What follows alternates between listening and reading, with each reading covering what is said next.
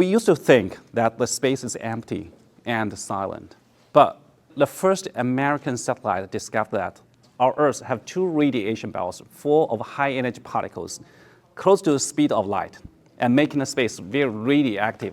And not only that, later satellites discovered many other particles, protons, oxygens. And today, I'm going to take you on a journey to space. And I'm going to show you what's out there, how the space environment impacts us on Earth, and most of all, how we use AI to make predictions of it. In addition to the particles, soon after these satellites discovered something more interesting, and that is the sound in space. One of the most fascinating sounds is called chorus because they sound like chorus of morning birds.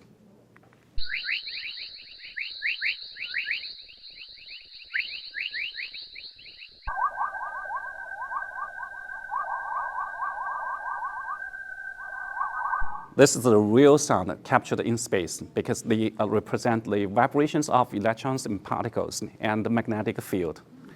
You may ask, cool, this is a very cool sound, but what's the point of these chorus? Well, they play a critical role in shaping our space environment.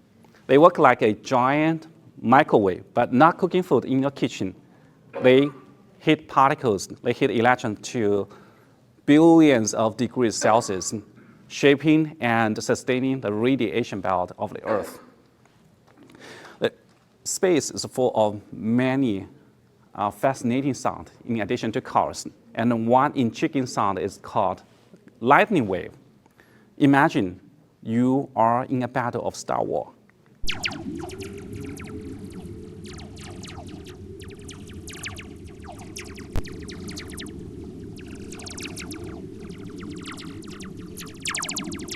Now again, these are real sounds in space. I didn't even remove the noises.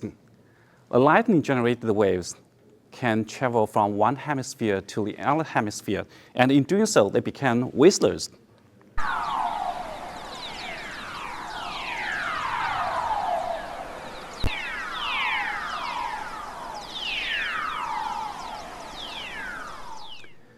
They are foreign tones because the high pitches travel faster than low pitches, so we hear the highs first, followed by the lows. And you may also ask, why do they matter? Well, the whistlers, the lightning-generated waves, they play an important role by knocking out the particles from space, causing them to rain down to the atmosphere, creating the beautiful aurora. And this is how aurora came about. But the space environment is not always about the beautiful aurora and beautiful music.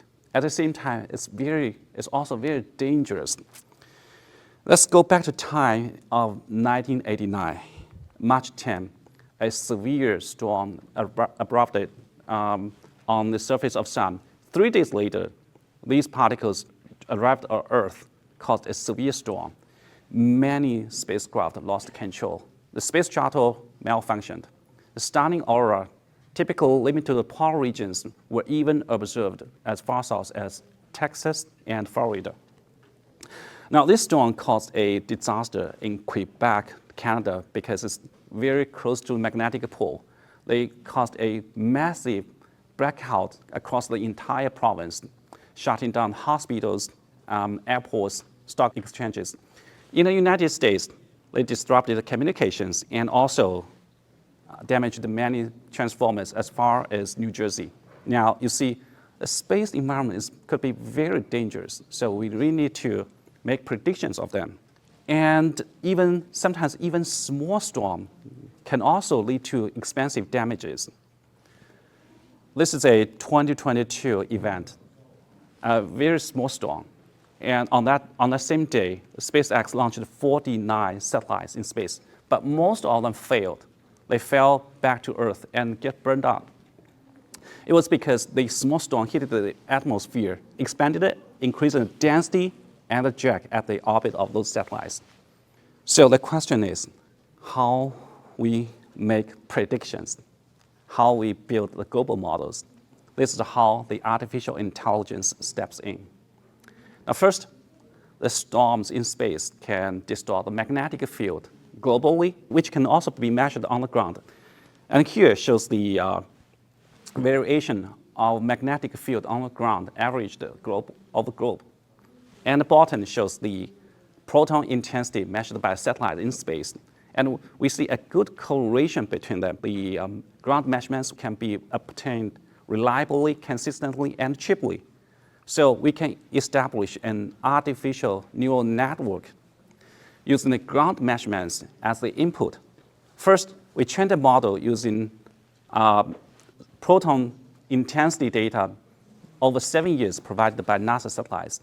Amazingly, our model can accurately produce the global environment of ion intensities. Now, I'll use a video to demonstrate one storm event. Showing in this video will be the global intensity of ions. You can see at the beginning it was very quiet. And as the storm occurs, ions injected in and intensified globally.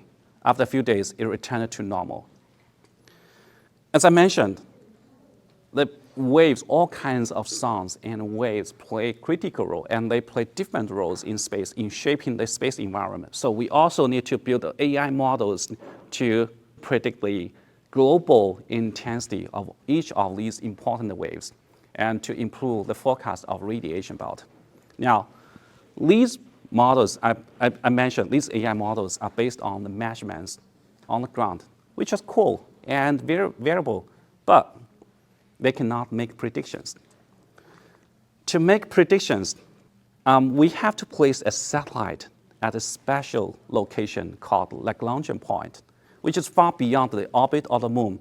And what's magic here is the satellite will always stay between the sun and the Earth. They can measure the solar wind 1 hour before they reach our planet. So our AI model using the solar wind data measured by those satellites can provide 1 hour weather forecast for the global environment. Finally, our goal is to provide reliable and accurate weather forecast in space globally and to try to protect our modern society. And I also hope that in the future, every one of you can travel to space safely, explore the cosmic wonders, and come back home safely. Thank you.